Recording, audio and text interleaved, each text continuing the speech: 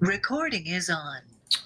Welcome to DXDAO governance discussion for Wednesday, July 28th, 1500 UTC. Just starting first with the proposal roundup. On mainnet, there are 8 proposals boosted or pending boosted. DXD buyback number 16, the funding proposal and multi-call proposal. That should be the last one that under the current or under the previous signal proposal. I think there's like 920,000 or something like that that's been, and there was just an order placed this morning. So that one I think is set to go tomorrow, number 16. Then there is a set omen.eth and xdi.omen.eth content hash. I think this is the second Omen release in a week. I'm just noticing like the releases on updating it has been pretty consistent. So there's another one there. And then, the signal proposal to extend the DXD buyback program for an additional $1 million in DXD purchases. So this is something we talked about the last 2 weeks. Put up a signal proposal, pretty simple. Basically says extend the program under the same parameters as before for another $1 million. It does suggest in the signal proposal that there's like a relationship with the buyback reserve. Obviously, like the buyback reserve, we can't access that right now until the DXD token contract would be upgraded. But I think that's part of that process. So there's it's on XDI and mainnet. So I think there's a bunch of people that have been voting on XDI. I think it's up for 3 days more. And I wasn't sure if anyone had any thoughts on that. We kind of discussed it the last 2 weeks.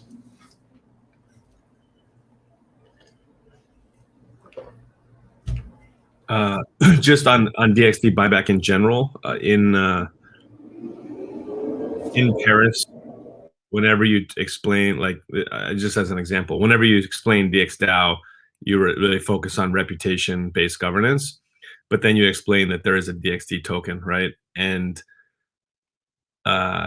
people are interested in that dual model, and then actually often the DXD buyback program comes up because it's a very unique program that, there are a few projects. I guess Yearn has bought back some YFI and things, but in general, that's not like Maker, like the system buys MKR and stuff like that. But actually having like a buyback program due to like observance of undervalue versus where we like the DAO or the Treasury thinks it should be is a pretty interesting thing. So sharing that around more, and like maybe like a report, maybe it's related to the Treasury report, but including that in more details. That's another article that I think we could put into. Chris, you had mentioned like doing like we should put the Treasury report into a Medium article and have that as like a things DAOs should know how to do, and like DXDAO is leading the way, and then a buyback program with like all the work we did about thinking how to do it and executing it, and then the progress of it should also be another article. And these are things that should go in like in the DAO ecosystem of documentation for all the DAOs that are going to need to know how to do this stuff. So it's we have a chance. We always do we do a lot of first ofs, and really documenting it in articles is probably the best way to share it around. And maybe that ends up in docs.eth, who knows? But I think it's really cool to like share this around and really push it. I mean, the sad part is that the documentation of the activity is already like history, because GPV1 will be deprecated, I think, in a couple of days, which means if we write about it, no one else can basically replicate it, right? Is it really in a couple days? Was it a couple days? But we have a proposal coming up on like Saturday. There's 2 more, so I hope that we can execute those. Maybe we can pay them to extend it. I don't think they need money. I think it's just like resource allocation. But there is an initiative, a working group, and the DXDAO who's like preparing, running our own solver until the buyback program is done. So I think it's actually not a lot of effort to run the solver on XDAI. And that's something we're gonna prepare, so there's no like delay on progressing with the buyback. Yeah, I think Sky, I think you're right, and I think luckily we are documenting this because we like pass proposals and we do things on chain and everything is kind of like there and we've been talking about it. I think we need to go back and kind of piece that together and put it in like a more like bite-sized portion. But I think what Geronimo is describing is kind of that we're maybe not all the way through yet, right? We're kind of like still halfway through. We need to maybe figure out this next step of running our own solvers. And I also think maybe if we can integrate with Swapper and doing the buyback program on Swapper, I think there's some opportunity to kind of like even keep, I don't know, maybe telling a longer story there. Would this be a scenario where just some small agreement / alignment of interest between DXDAO and Gnosis DAO in order for them to like continue running solvers would be an interesting thing or not? So they don't want to run solvers for V1. I know, but they could, right? Yeah, I mean they want V2 solvers. Yeah, like I don't think there's an issue with us like maintaining the infrastructure until we actually have a better solution.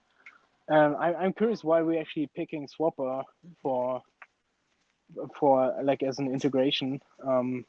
We might actually like look into Aqua integration with like when the auction functionality is done.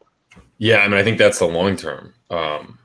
Like, I think that's like the way that DXDAO should purchase tokens is through the Aqua platform. But just like, I don't know, as you can see, there's like, we want to like, this is kind of like the life of the DAO. Like, okay, we want to like buy back DXD. We've kind of like gone through this process and we have this like one way we're doing it. And then it's like, oh no, that's shutting down. And it turns out it's really hard for a DAO or a non, something like from a smart contract to interact and put limit orders.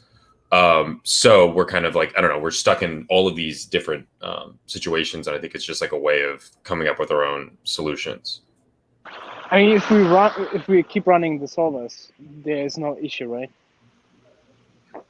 Yeah, I mean, is that a realistic thing? I don't know if Kermit wants to. We're talking about running the solvers, or someone who could run the solvers would be. We should do that because I think, like in general, we need to think about infrastructure. Yeah, and like, and it's actually working quite well, right? Like, we shouldn't stop it. We should make sure that we continue as it is, and yeah.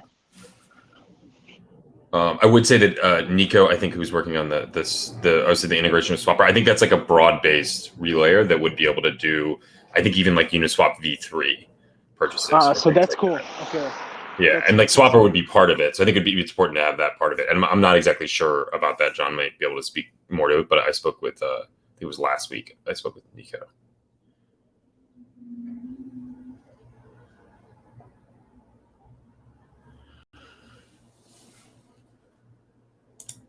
Yeah, but I also agree with Sky. Like, that's something like very rare teams are doing. Like, everyone is doing the opposite, basically printing. But we actually like we are continuously showing skin in the game and actually buying our DXD back for a very cheap price still. And just like I think it could also like not only one Medium article, but rather like a progress update of where we are and how it works, and yeah, and also like potential upgrades on like how DAOs are actually doing it. Right now we are using V1 and like actually looking into if we like what is the replacement for V1, maybe V2, maybe Aqua, maybe Gnosis auction. I think that could be helpful for like other DAOs doing like buyback programs. Yeah, maybe I could even reach out to Shreyas at the Llama community. You know, they portray themselves as thought leaders in the space of DAO treasury management, and they get a lot of traction with anything they publish. They are featured on panels and forums. We could collaborate with them and do something jointly to showcase what we're doing, and it will help them with their work.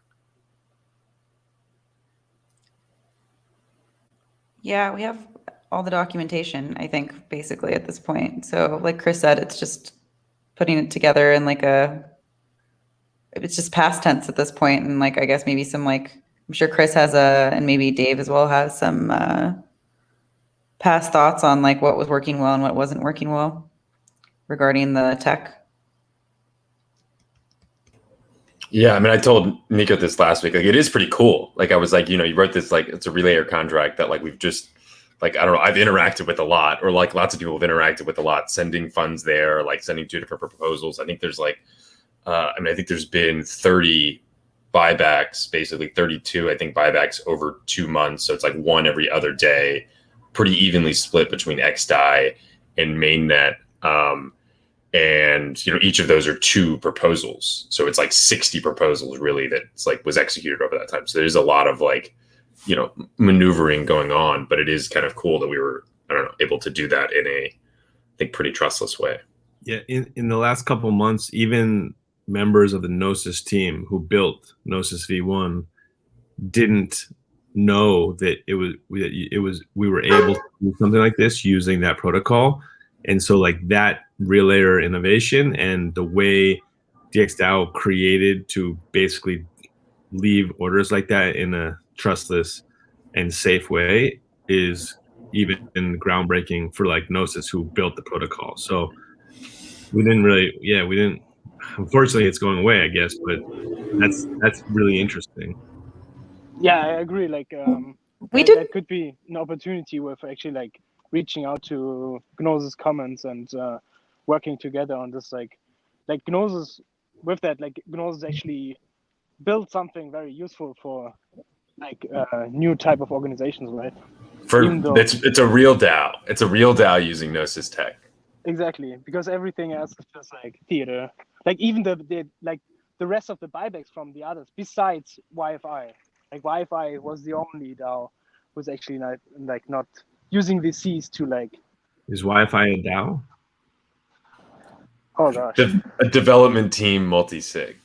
Yeah, I mean they have exactly. Multi-sigs. No, they used the Gnosis auction. From their multi-sig.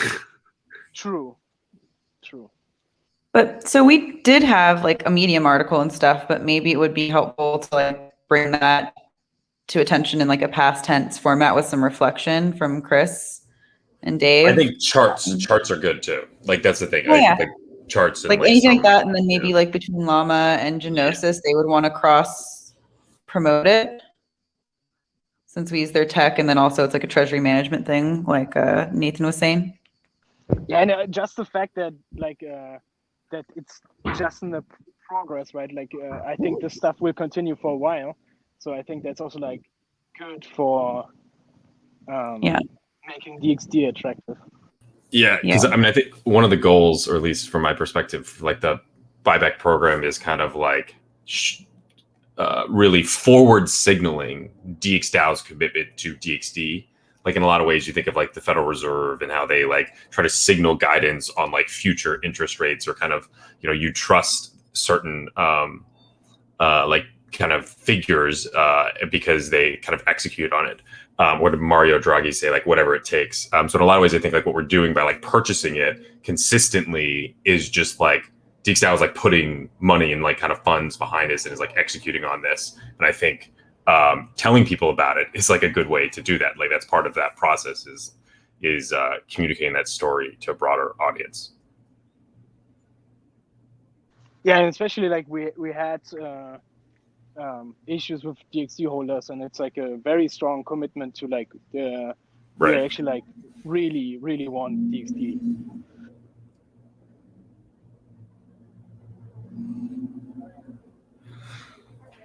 Cool. So vote on the extension. I guess that's the proposal is up there. And then I guess there's one more buyback proposal number 17, and we'll have to figure out probably whether to do any more on mainnet or XDAI, but we'll explore that.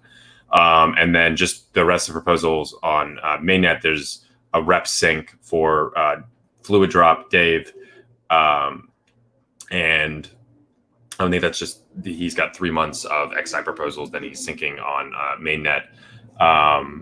Then there is a transfer 400 ETH to XDXDAO for swapper deposits and XDXDAO operations. So this is kind of combining two different transfers. One is a 150 ETH transfer to XDXDAO for basic operations. So half of that is converted to XDAI and is used for salary or paying out to workers.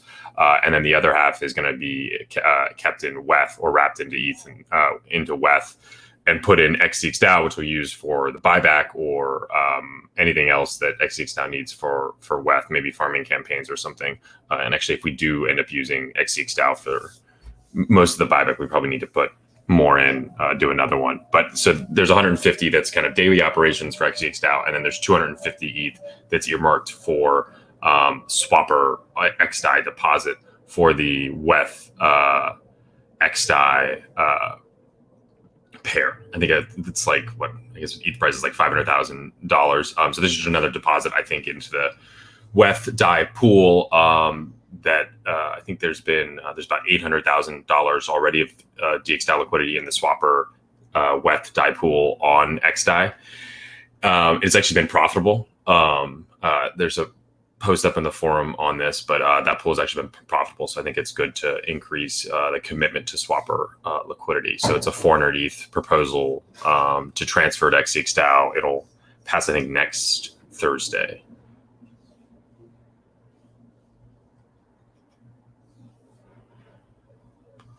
Cool. And then moving to XDAI base, there's some worker proposals. There is Caden Zipfel. We have two Cadens. Caden Zipfel software, Tammy contract proposals, Skymine Labs, Dev Violet worker proposal.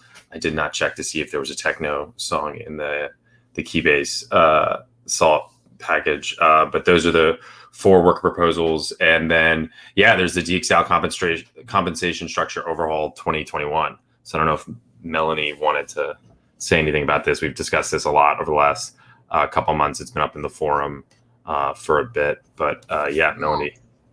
Yeah, so the compensation structure overhaul is up on Alchemy, so go vote on it. I think it just was boosted yesterday, but there's a few things I want to highlight if this does pass. So one is that there will be an increase in compensation overall for contributors in this new structure. DXD compensation will now be vested over 3 years with a 1-year cliff, as opposed to the previous 2-year vesting schedule with a 1-year cliff. Also, around the DXD price, we will be using the current DXD price, but note that it will have a minimum DXD price of $225. In addition to that, there is a process outlined in the proposal of how we will transition from the current structure that has 5 contributor experience levels to the new structure that has 8 levels. So essentially, each contributor is going to be responsible for determining their new level. They're encouraged to meet with other contributors at DXDAO to help determine your new level. I can also provide support in this process as well if this passes, like I say, and we transition to the new one. But just a few more steps that'll need to be taken when this proposal passes, if it does. Chris, did you have anything else to add around? I think that was it. You mentioned the minimum 225, and then I think, yeah, it's a 3-year vest, 1-year cliff. So like a third of it gets released at a year, right at a year, and then it's continuously after that.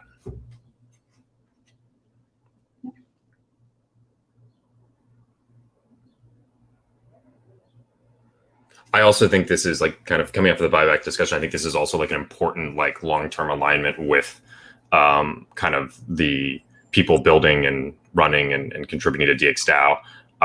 And I think that these are all, like, we talk a lot about tokens, but tokens do have very powerful incentives. Yeah, I think this is part of that process of making, kind of distributing incentives to the right stakeholders. I had a question about that. It came up when I was speaking with Melanie earlier this week, and we don't have to like fully talk about it now, but I'm just curious what people think. So are we currently operating under the assumption that you're fully paid if you're still working for DXDAO in 3 years from the contract date? Or like, I think we've had different versions of this discussion about what the vesting with cliff, like the vesting cliff and then the schedule means, as far as like what's the requirement for continued vesting. Is it just like a proper completion of work, you know, for the 2-month period, and then you can expect, barring any like bad conduct of the, you know, the contractor in the remaining 3 years, even if they don't work for DXDAO, or is it like requirement that you're working for DXDAO? And even like, should DXDAO maintain the ability to slash that, right, over that 3-year period, if they're malicious, right? Yeah, malicious is a good word. Something malicious or like bad faith, something like that. Yeah, so the slashing, definitely, like, I'm very pro slashing, because like, if there's no rep to slash, value needs to be slashed.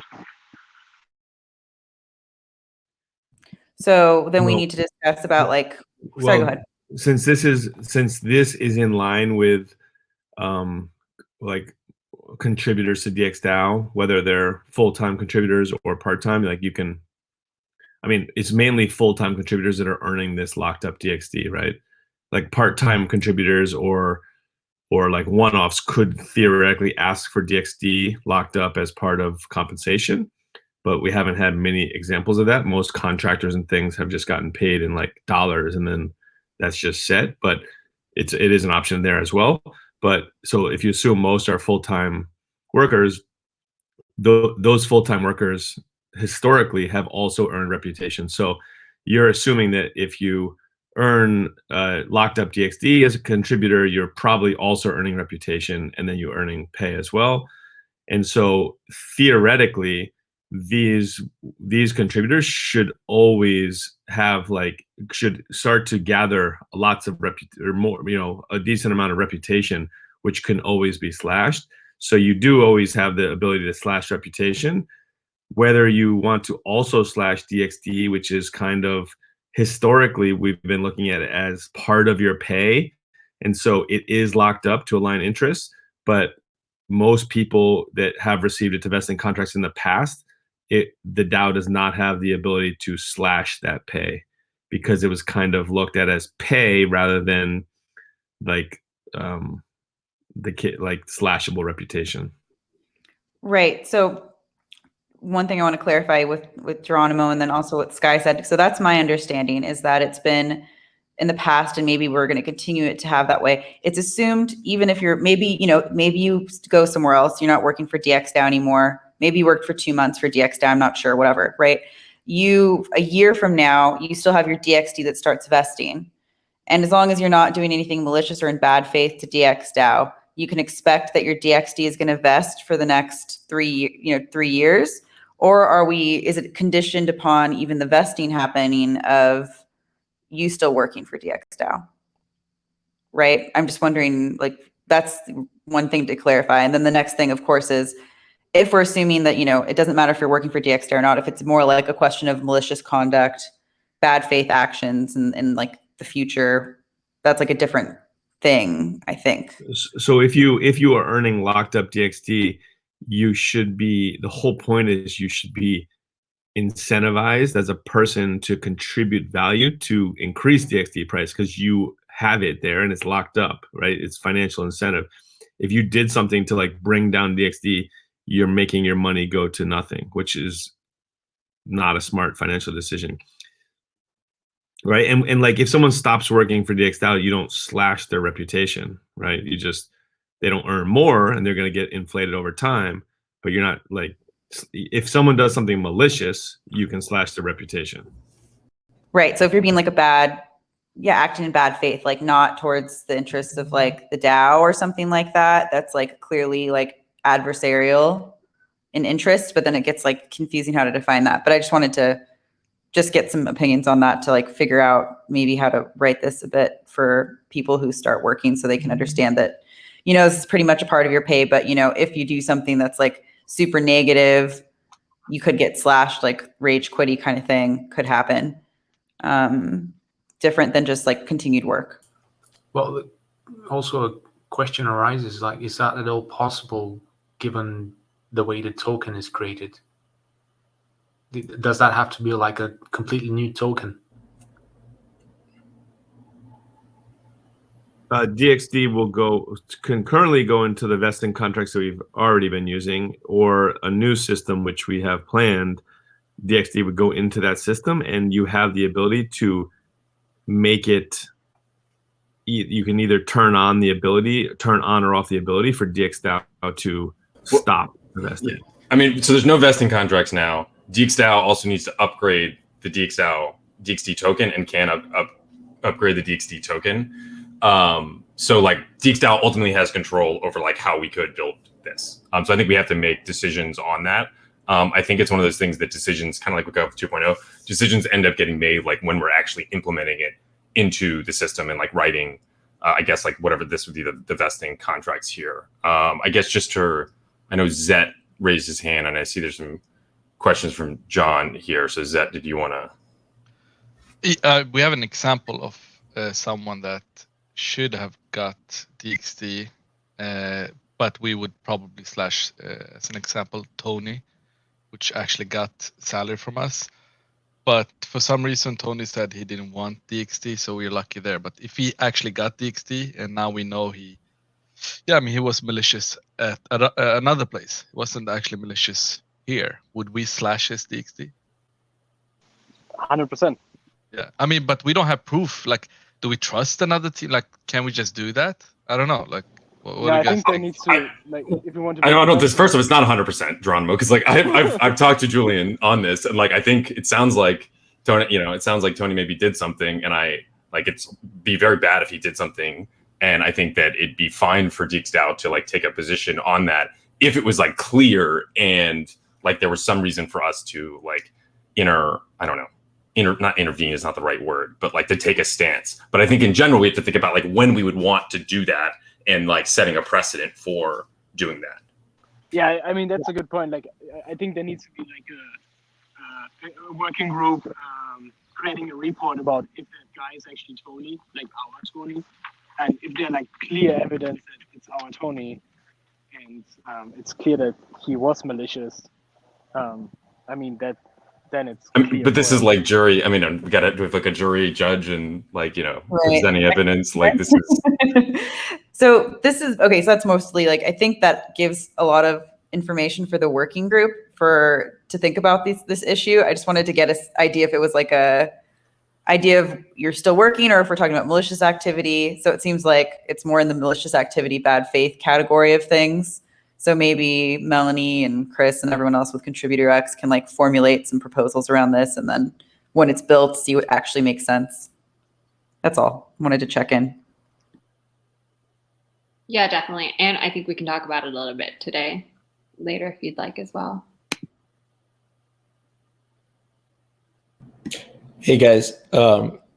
So I don't know, Chris is telling me I'm maybe reading the spreadsheet wrong, but I'm looking at the spreadsheet, and if you look at the $200 level for DXD, it says 943 DXD per month. Is that not per month? Because if that's per month, it's about, 225 is a little higher than that. You're looking at 12,000 DXD a year. You're looking at like 20+% inflation on the circulating supply. So unless I'm reading that wrong, like that's much. So, much but that's going out over 3 years. Well, should I share the spreadsheet? No, I understand that, but what I'm saying, when you get paid in DXD, right? That DXD that is issued every month, that's sent to a contract, it's not circulating in that first year. It's actually vested over 3 years. So only a third of that DXD that's paid out in that first year is actually hitting the market. The rest of that is coming over the next 3 years. So it's like a gradual like issuance through that. So well, when if you look, yeah. But then 3 years from now, if you assume the same rate, it would be coming up continuously. So I mean, Right. yeah, like it's vesting, it's locked up, but that really only delays the issuance, right? It doesn't change the But you're half-life using of the percentage of the inflation rate. The inflation rate like is a year denominator. So you're right though, in years 2 and 3, like you would start to have issuance of the first of like next year's DXD issuance. The first year of vesting would hit next year, plus the second year of this year, and so you would start to have like a larger amount in the like starting in years. I guess the third year you would have all 3 years of things starting to vest. Another way that wouldn't happen to 2 or 3 years. And just thinking about like the issuance schedule of DXD, it's been like a year since DXD has been issued. So if we're talking about like 3 years from now, having 18, having, I guess that would be 7,000 or 8,000 onto the market 4 years after DXD launch, I think is like, that seems pretty fair. But another way to look at it would be the DXD leaving the treasury. Like, yeah, it would be in these locked up vesting contracts, but it's now like outside of the treasury, right? So like the rate of DXD leaving the treasury would be about 20-something% per year over the circulating supply. The concern is like sell pressure on DXD, right? Like, so if it's not, and like go back to lockup is only delaying it, right? It's not like, but we're just so over the course of, so it's not going to be fully on the market. So a year from now, a third of that would be on the market, and then 2 years you'd have that same third, like plus another third. So then you have a 2/3 of that rate, and in the third year it goes into the full rate of release, right? And then it's at 18. So you're really just building up to that rate. So if the rate's 20%, or let's just say 18%, it would be like 6% in the first year, 12% in the second year, 18% going forward, right? Yeah, but year 2 and 3, the DXD price, hopefully, like that's higher. So it's priced at that one. Like we're playing on that. 2, the circulating supply will be higher in years 2 and 3 because there will be DXD issuance in year 1. So you can't use like the same denominator from like year 1. And like I think this like is a staggered approach, like by design. We want to like ramp up to this and like not do it kind of all at once. But like I do think we should be planning for like over the next like 3 to 4 years to be issuing DXD to workers and kind of at the appropriate. I think there's a risk over like the next year, right, where DXD at these prices being kind of like adjusted. But like I don't see that there's any like concern over the next year for this amount kind of like being distributed in that way. A couple of things is like with the buyback, we'll actually be decreasing the circulating supply, right? So the percentage could actually increase through the buyback. And then I think that the minimum, the intent should be to protect us from a situation where like things are not necessarily going well, right? So we could go like, yes, of course, we all hope that the DXD price is doing much, much better than 200, and there's many reasons it should be, but like in a bear market, like who knows, right? So, well, I mean, if the buyback is giving us more DXD, so like we're more equipped to like issue DXD. But I'm like speaking like from the perspective of somebody holding DXD, right? Like you would care about circulating supply of DXD. Right. We talked about this a few weeks ago, right, Chris? And then I think Keenan put together the spreadsheet, and it seemed like you thought about it a lot. Dave was on the call. I'm not sure if there was anything more that do we need to like do more, like, I don't want to say modeling, but like some sort of trajectory, like projected circulating supply, like how deeply do we need to go? I mean, I like my main question is like, do the stakeholders actually understand? Because when you look at the proposal text, like 3%, I think it's very misleading. And so my question would be like, what do DXD holders think about this rate of inflation to the circulating supply?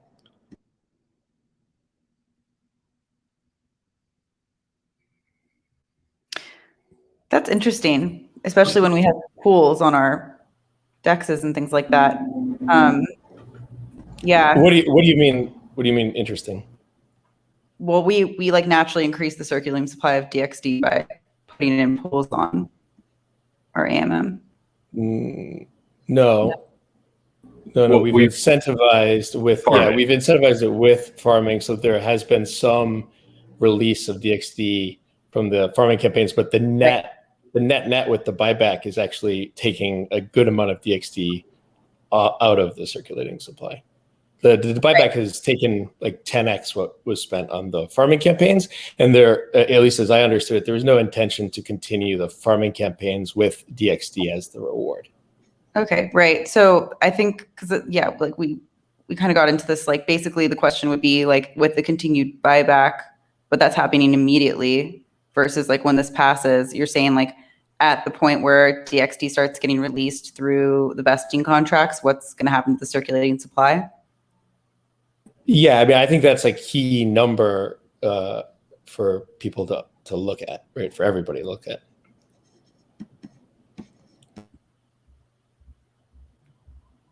In my impression, like if it's 20% feels like too high to me. Well, it's not 20%. Like we're talking about the same number here. So I'm like, it's 20% for a year, but like 20%, it's over 3 years.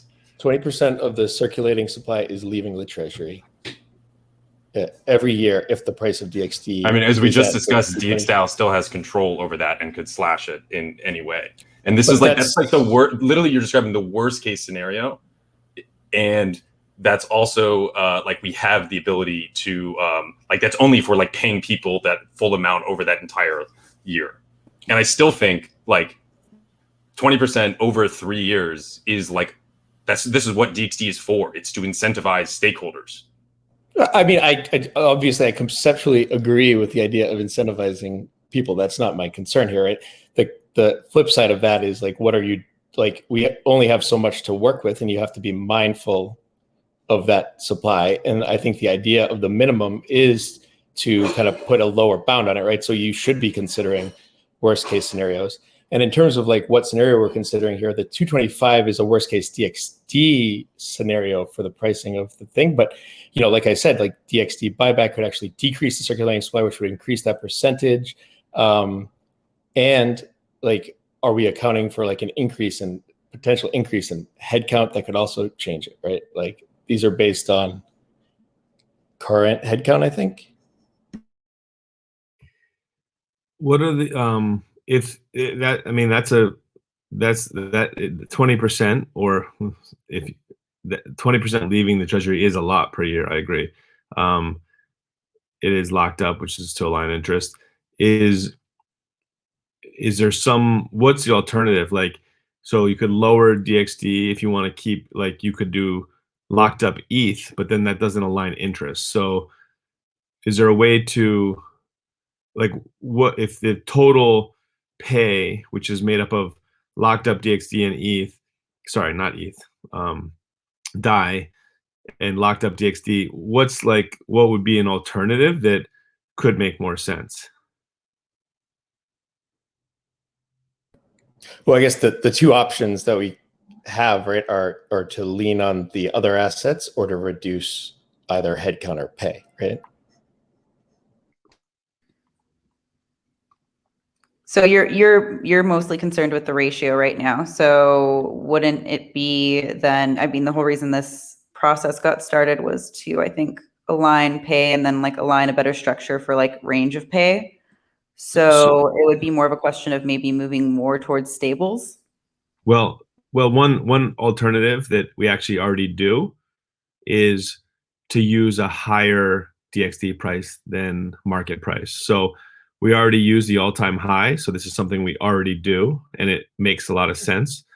In this case, we switched it to market DXD price, and we actually came up with like a minimum, because if it goes to like $50, like it's gonna just drain DXD. So there was some minimum in there, right? I believe. And so maybe there's some number like between market price and all-time high price that makes more sense, that would address this concern, yet still accomplish all the goals. So there is a minimum of 225 in here. And so I think with the 225, it's 8,500 DXD that would be maximum of the 20. I think it's 20 full-time people at various different levels, mostly what we have now. And I just think that's a good suggestion. Yeah. Yeah, and so that's like the 8,500. So that's like what it would be if, like, so it wouldn't be now because DXD obviously is at 300 now, and if we're the buyback program would kind of be in that. But that's our that's what we're like putting as the minimum to protect against that, and I think that's like a pretty fair level. Yeah, and also it seems like stakeholders tend to measure value up against the Ethereum in treasury. So if we dial it down on the DXD and start converting Ethereum, it will actually be immediate sell pressure and devalue the token rather than having it vested over 3 years.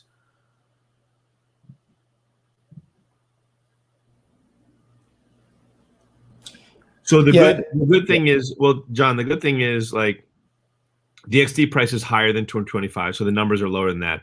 And like a year from now, like you could do this for 1 year, and in a year you can change it. Like you can literally change the whole problem, right? Right. So you could say two things, right? Like one is like this is all moot if the price goes up, which I mean I think we would all hope for, right? So like I hope this is not an issue.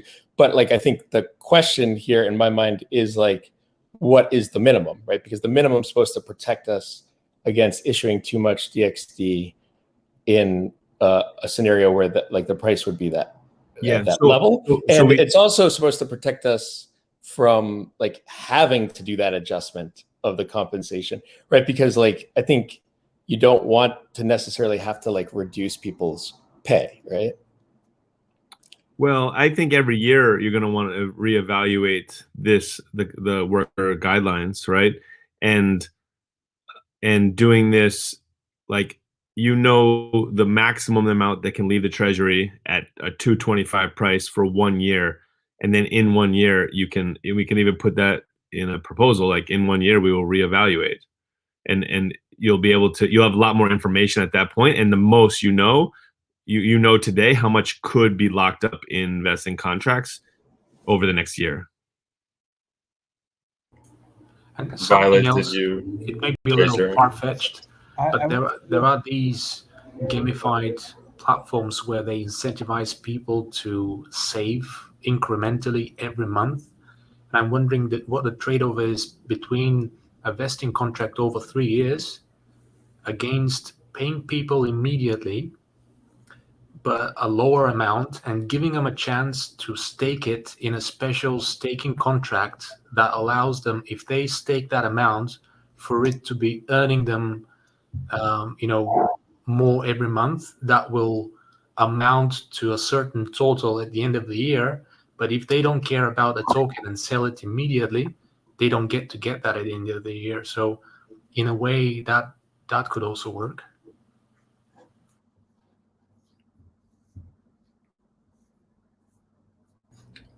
Yeah. Violet, did you have a... I want to add maybe one suggestion, because I don't think it's fair, for example, for someone to work for a couple of months, and at the end of the 3 years he would get the same amount of DXD as, for example, someone who worked 3 years. So I don't know, I think we should disincentivize people from leaving DXD early, for example, by slashing their staked DXD by, I don't know, 20 or 30% if they leave early, and basically incentivize people for staying, to get the full amount maybe at the end of the period. That way we can reduce, the amount of DXD we issue. Yeah, that's kind of what Tammy, I guess, with the earlier conversation, we need to follow up on how to create that. Yeah.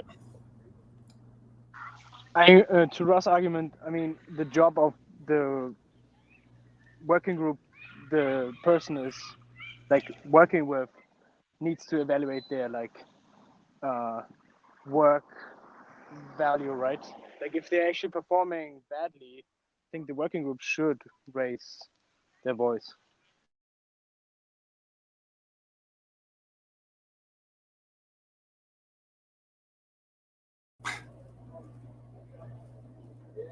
Lots of congrats to Ross in that. That's pretty big news. Yeah, thank you. Sorry, I just took over the conversation. A DAO ecosystem convinces banker to leave. We should get that in Print it.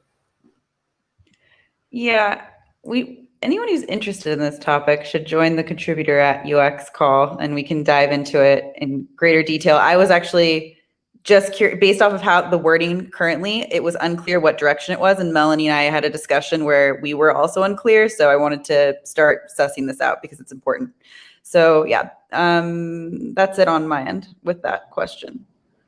The other question I have, so I see that the proposal is on XDAI. Is there a reason it's not on mainnet as well?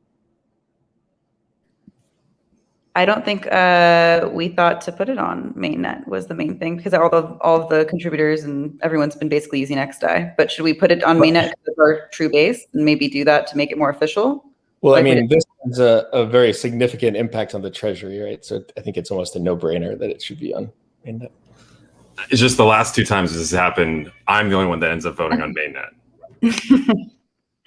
So, but it is the option, which is important. Yeah, I mean, the ability to vote, because there haven't been many like DXD holder comments in the forum, but is there a reason to do a DXD snapshot signal as well? Yeah, so that's actually pretty interesting, right? Like allowing the DXD holders to actually like really voice their opinion about the issuance now we're preparing. So I don't see why not. Let's see, like it's always an experiment, right? To like invite DXD holders. Yeah, and I think we have to remember that like a pretty like serious criticism for a while was that, you know, rep holders may not have the interest of DXD holders in mind, right? And so like, you know, anything budget related, I think like fits right into that kind of framework. So this is interesting because now we have a timeline for what's going on with the XDAI proposal. So I think it's been boosted at this point, right? Because we want to do a DXD snapshot and we want to get it on mainnet. Are we going to just nullify the XDAI proposal? Well, I think they're all Signal. It's just like you build Signal on top of Signal. Interesting. Right. You want to get this, you want to like align, I don't know. Yeah, this is another example of like interesting, good conversation and good questions don't happen until there's an on-chain proposal. Now, to be fair to myself, I made a comment about this in the Contributor UX channel like a month or more ago. That prompted Keenan to do the spreadsheet. Like, and I had mentioned this issue to several people. I was on vacation last week, so apologies that I'm only getting to it. I didn't know that this proposal was going live this week. So like, you know, I mean, yeah, when it goes live on Alchemy, I definitely pay attention. That's how it works. Yeah, no, I think it's good that we're talking about it. Like I said, we kind of talked about it, and like Keenan started doing like the spreadsheet and everything. So it's good to figure it out. Also, whether or not to do snapshot, it seems like that's what we're starting to do with more like large funding requests, is do the DXD snapshot.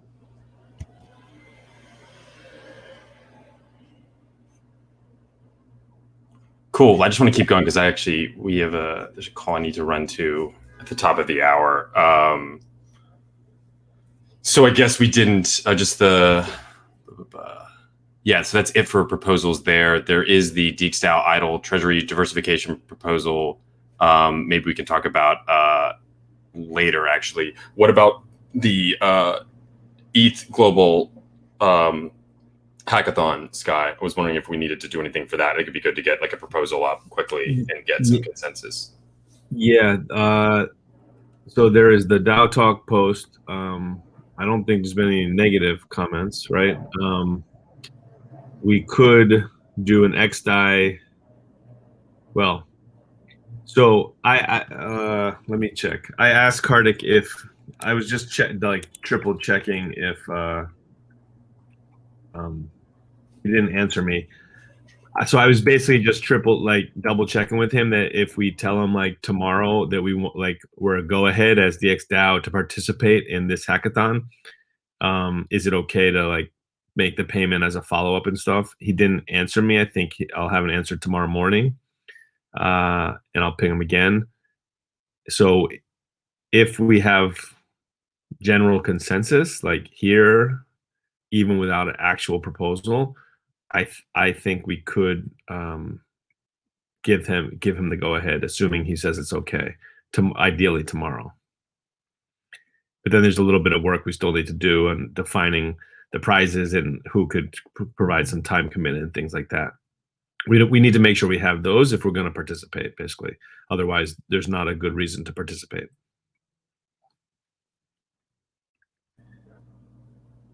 Yeah, I think everyone's pretty into it. And there's been some interesting ideas. So I would say like pretty good consensus.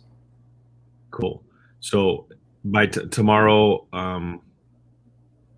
I'll communicate with Kartik and assuming we're allowed to, I'll tell him like we want to go ahead, and then he can tell us what else we need to give him, and then we can do a proposal. And I mentioned like would be awesome to do a proposal for the DAO to pay ETH Global directly and things like that, outlining the details. So yeah. Cool.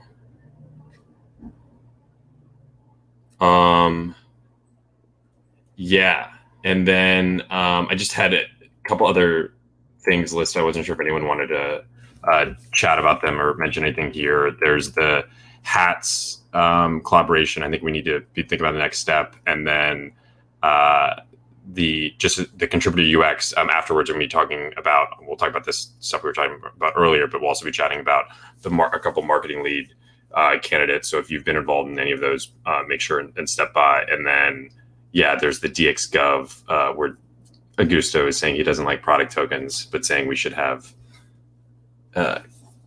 unified governance interfaces or not unified governance interface. I can't remember. But anyone have anything they want to say on those before we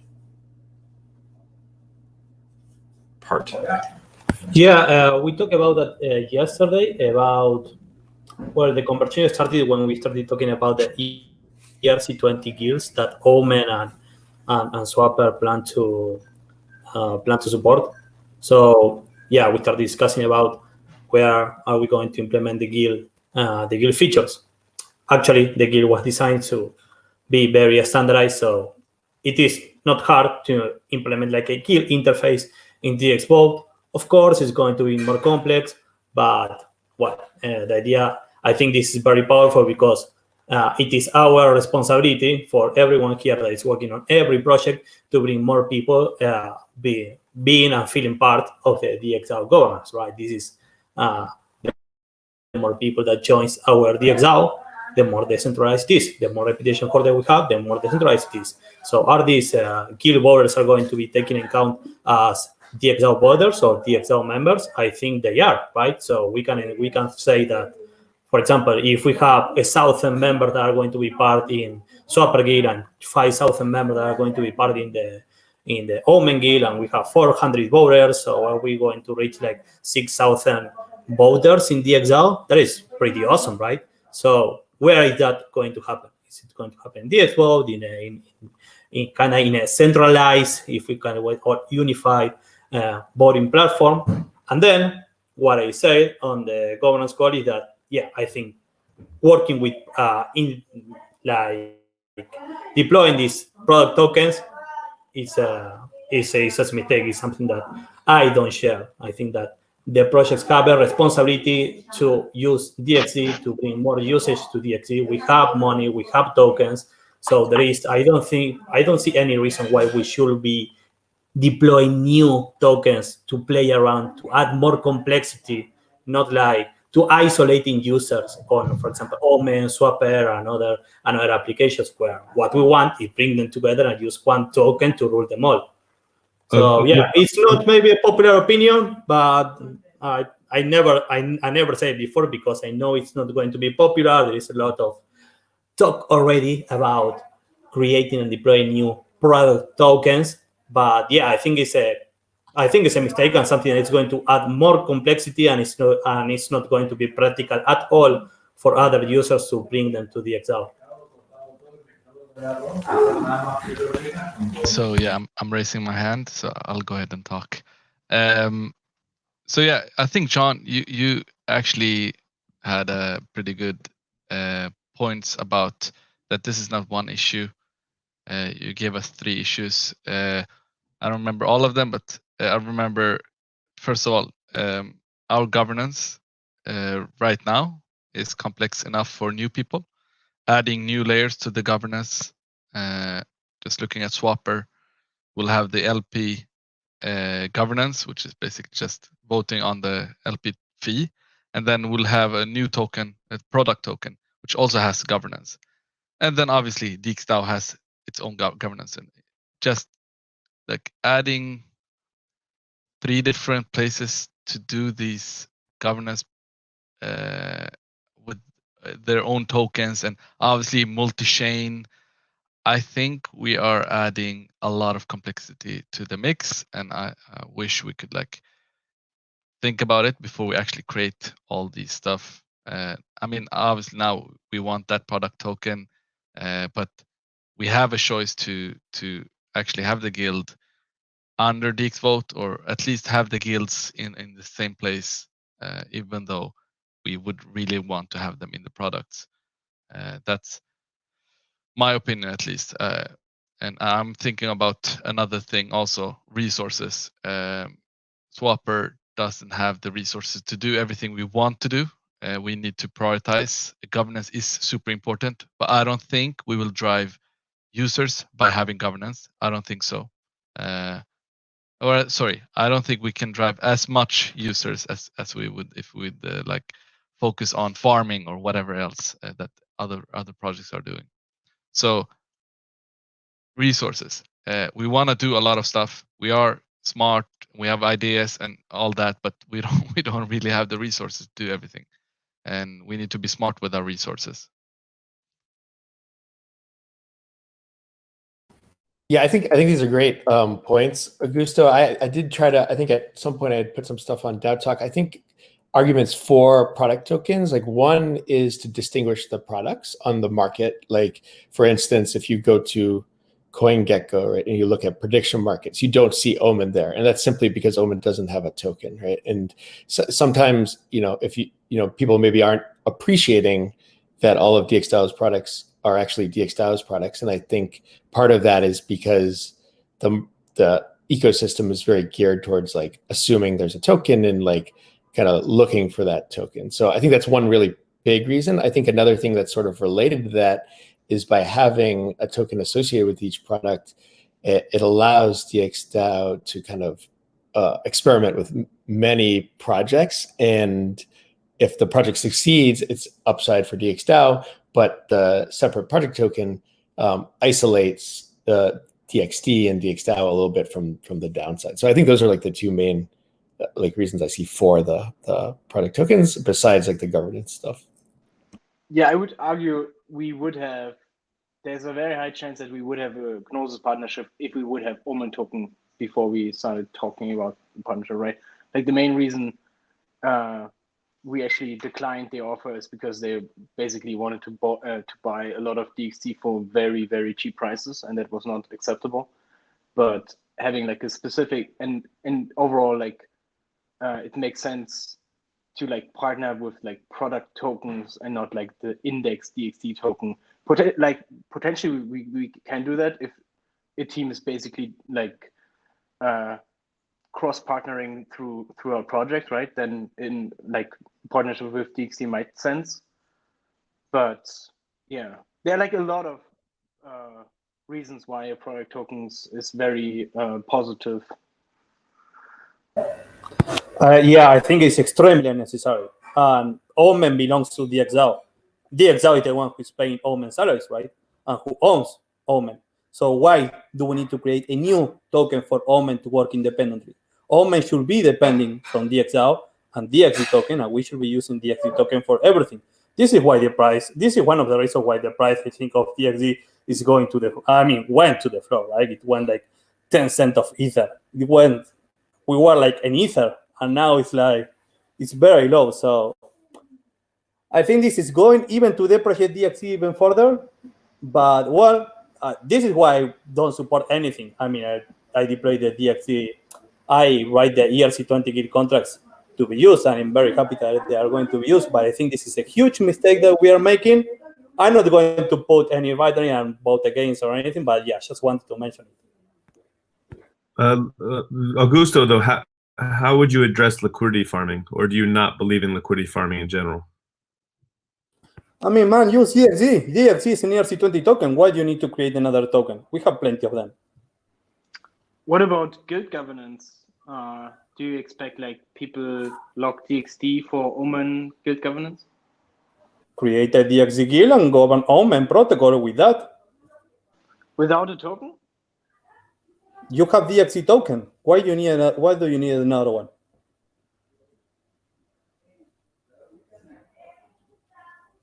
Right? I mean, you are creating tokens for governing certain things where you can use one to rule them all. And in fact, we have the plans to have a DX guild, and it was always I think we talked about that for a few months now. But yeah, it never got implemented. Yeah, I think one big argument for a new issuance is to not be as like completely dependent on like history and DXD. You have to be completely dependent because Omen belongs to DXO. That's the idea. We don't want Omen to run the same free. We want Omen to depend from DXO because DXO is the one who pays for Omen salaries and who belongs and the owner for. That might be something which will be changed in the coming months, right? That the product token developers will actually get product tokens as part of the salary. So like the goal is to transition out of DXD salaries. Well, that's very bad because they are not going to be being part of DXO anymore. If they're being paying Omen tokens and not DXD, why are they receptive to being part of, for example, Governance 2.0? Yeah, I'm not saying they will not get DXD. I said partially product tokens salary. Similar as we do like with liquid salary and vested DXD. They could also be a part of product tokens to make sure the developers actually care about the product. They can care about the product if they use only DXD. I mean, this is why the reason I think we are extra complexity here and it's not practical at all. So really interestingly, Gnosis is actually going through this same thing where they have GNO token and they're trying to figure out should they have product tokens, how that will work and all that stuff. So they're concentrating on this a lot. And we talked with them in Paris about, and it's very hard and not many projects have done this. And so to Augusto's point, like maybe we're not doing it right. Maybe we are doing it right, but no one really knows because no one's done this. So we're like experimenting. And the cool thing about tokens is you can always change what drives value to tokens. So you can always get rid of tokens. You can bring new tokens. But I think maybe we could coordinate with more like token experts in the system that in the ecosystem that are trying to solve the same problems. The problem, I think that the problem that we are trying to solve, we already have the tools for it. You need an ERC20 token. You need a user base for a token. You need a token to be distributed. So that already happened. So I think we are just adding more work on our backs where we already have everything we need. So just, sorry, Adam, I need to just get into that point. I think I agree with you, Augusto, and I wish we could just have one token and leave the complexity. But we are competing against big projects. When it comes to Swapper, at least, we're competing to projects that mints tokens and has 20, 30, 40% of the tokens going to liquidity farming, right? So 70. 70, yeah, I mean some 100. Who did 100 like just recently?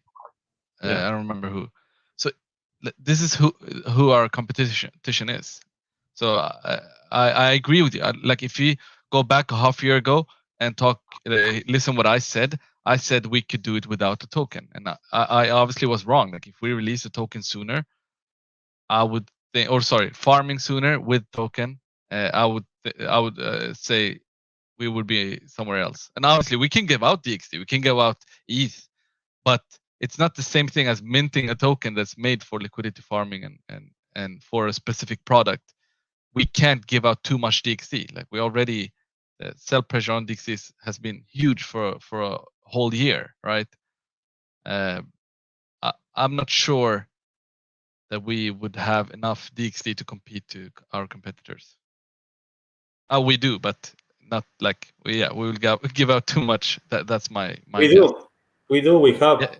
actually the more that we use, the more features and the more usage our token is going to have. Right now, which is standing there. It cannot be used for anything. The only thing that is going to be used for is, for example, the DXD boring machine. That actually DXgov is going to support it, and that is going to be the first thing that you can use DXD for. Then you can not use it for anything else. Augusto, what science do you have, or like data, which proves that DXD holders care about Omen?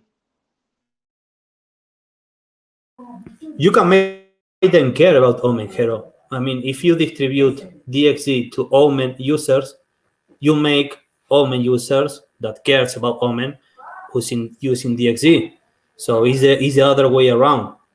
Or they just farm it and sell it?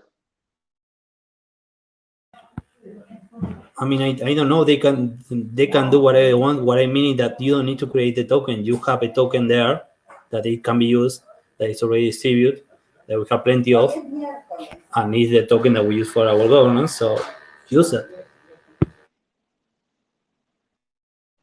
I accept your views, and yeah. I mean, yeah, sure. I know that this is why I usually didn't bring it up before, because I know that how unpopular it is, and yeah, this is exactly what I think. I think it's a mistake, and I hope that it contributes a bit on the discussion on how you guys are going to plan the product tokens. But yeah, this is what I think. Just Augusto, we are already 12 minutes too late for the guild code review call.